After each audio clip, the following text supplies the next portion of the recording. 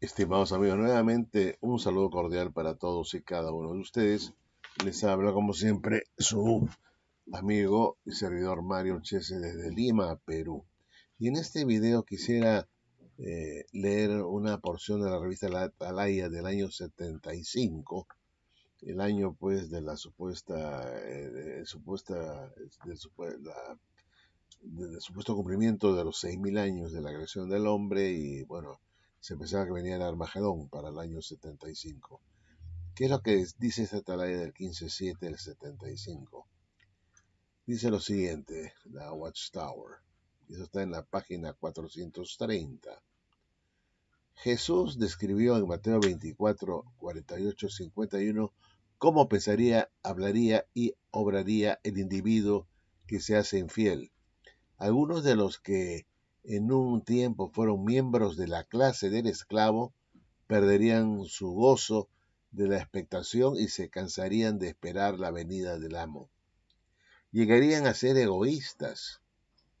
Y aquí está hablando de algunos miembros del esclavo de aquel entonces, ¿no? Y que se cumplió de alguna manera esto lo que Jesús hablaba de un esclavo malo, una clase del esclavo malo que perdería su fe y llegarían a ser egoístas. Los que emprendieran tal derrotero llegarían a ser amigos del mundo, por consiguiente enemigos de Dios. Y empezarían a golpear, dice, ¿no? A sus coesclavos verbalmente, oponiéndose a ellos y a su obra de proclamar la buena nueva del reino. En estos últimos días hay algunos de ellos que constituyen una clase que, según su conducta, no reconocen la presencia invisible de Cristo y no disciernen ni reconocen que el tiempo se ha acercado para que Él venga a destruir el sistema de cosas mundial. Todo parece indicar, estimados amigos, que ya en el año de 1975, lo que Jesús dijo en Mateo 24, 48, 51 del famoso esclavo malo, se estaba ya cumpliendo y ya era un problema en ese cuerpo gobernante, ese esclavo. Parece ser que algunos de ellos que estaban allí presentes en ese tiempo no estaban de acuerdo con la presencia invisible de Cristo. Y acá dice, en estos últimos días, hablando ya acá en el año 75, hay algunos de ellos que constituyen una clase que según su conducta no reconocen la presencia invisible de Cristo y no disciernen ni reconocen que el tiempo se ha acercado para que Él venga a destruir el sistema de cosas mundial. En estos últimos días hay, no dice habrá, no, hay algunos de ellos, ¿de quiénes? De estos ungidos del cuerpo gobernante, ¿no? Que no reconocen, ¿no? Que Jesús vendría de una forma invisible, una presencia invisible.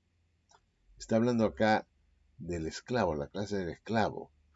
Algunos perderían, dice, su gozo de la expectación y se cansarían de esperar la venida del amo. Y dice la Watchtower que en estos últimos días hay algunos de ellos, o sea, algunos de ellos de estos miembros del cuerpo gobernante, que no reconocen la presencia invisible de Cristo. Esto es para mí una primera noticia. Yo no lo sabía. Entonces, estos los llama la Watchtower como un esclavo malo, ¿no? Un esclavo egoísta, ¿no? Como personas, eran personas egoístas que finalmente llegarían a ser enemigos de Dios y que se oponían a los buenos a los buenos miembros del esclavo y a su obra de proclamar las buenas nuevas del reino. O sea, quiere decir que hubo una suerte de cisma en el año 75 dentro de ese cuerpo gobernante que nosotros no conocíamos, al menos yo en lo personal no sabía eso, pero acá dice la Watchtower que hay algunos de ellos que constituyen una clase que, según su conducta, no reconocen la presencia invisible de Cristo. Está hablando, pues, de algunos miembros de ese cuerpo gobernante de aquel entonces, el año 75, que no reconocen la presencia invisible de Cristo y que los llama, pues, como personas egoístas y prácticamente, pues, opositoras a la verdad. Que sepamos en el año 75, que sepamos, al menos yo no sé, no hubo una revelación por parte de la Watchtower de este problema y nunca hemos conocido que alguno de estos miembros que constituían el cuerpo gobernante de aquel entonces terminó, algunos de estos miembros del cuerpo gobernante terminaron siendo expulsados por su uh, rebelión, ¿no es cierto?, por su oposición a la presencia invisible de Cristo. ¿Ustedes han escuchado algo al respecto? ¿Han escuchado algo? Pero acá es bien claro, dice, Jesús describió en Mateo 24, 48 al 51 cómo pensaría, hablaría y obraría el individuo que se hace infiel.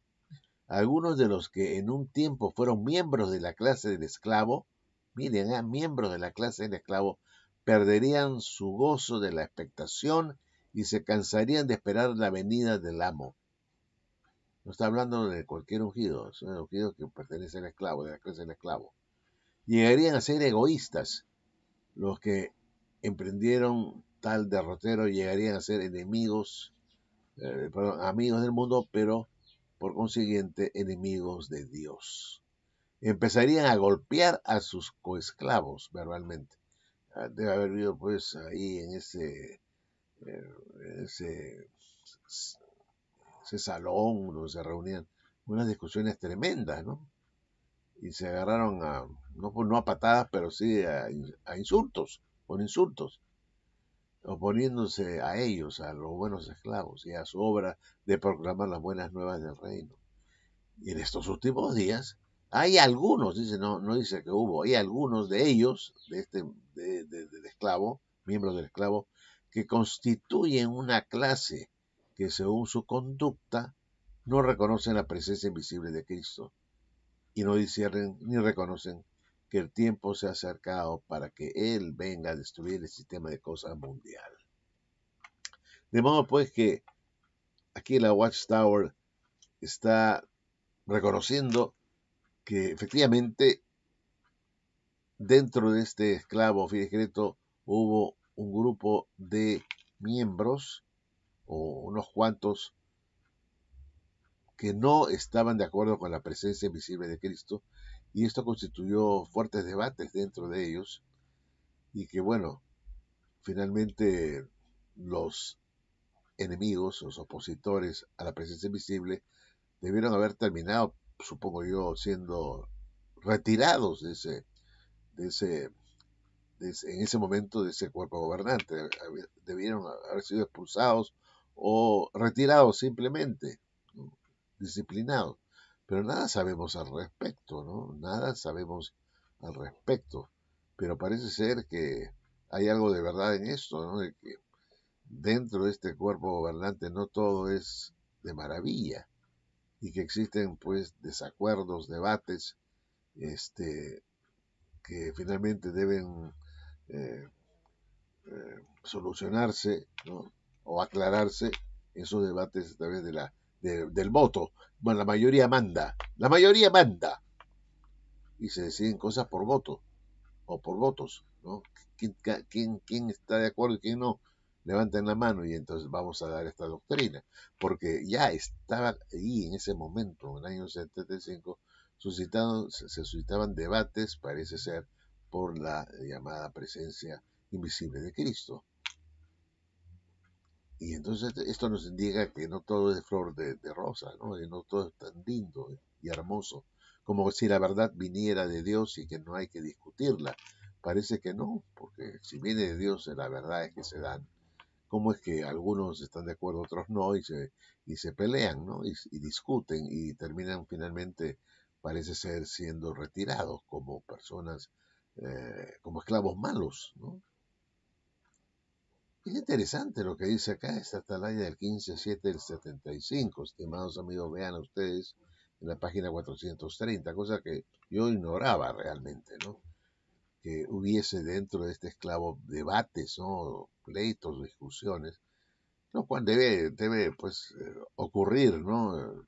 Muy frecuentemente, y que se llega pues a la solución se llega a través del voto, ¿no? ¿Quién tiene más votos?